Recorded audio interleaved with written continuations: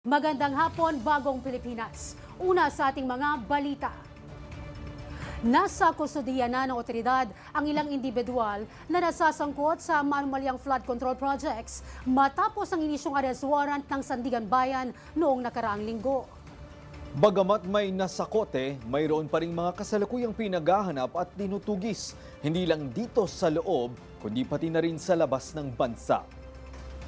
Mayroon namang payo si Pangulong Ferdinand R. Marcos Jr. sa mga natitirang akusado. Si Eugene Fernandez, una sa balita, live. Pahayag nga ng panibagong ulat ngayong umaga si Pangulong Ferdinand R. Marcos Jr. patungkol sa usad ng investigasyon na may kinalaman sa flood control anomaly, kung saan ang ilan nga raw sa pinaghahanap ay nasa kustodiya na ng mga otoridad.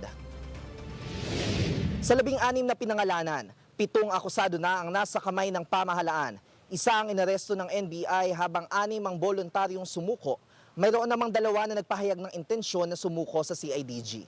Binigyan diin ng Pangulo na walang special treatment sa sino mang sangkot at mananatili sila sa kustodiya ng NBI habang naghihintay ng utos ng korte.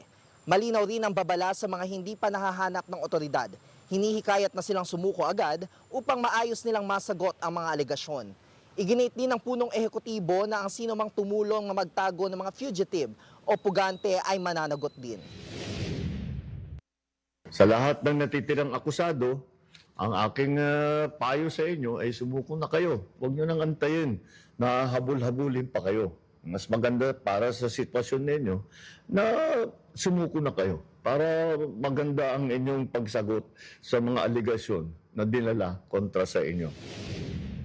Nadj, 7 pa rin naman dito ay pinaghahanap pa rin kabilang na ang dating mambabatas na si Zaldico. Kaya naman sabi ng pamahalaan ay tuloy-tuloy ang kanilang aksyon upang maaresto ang lahat ng pinaghahanap.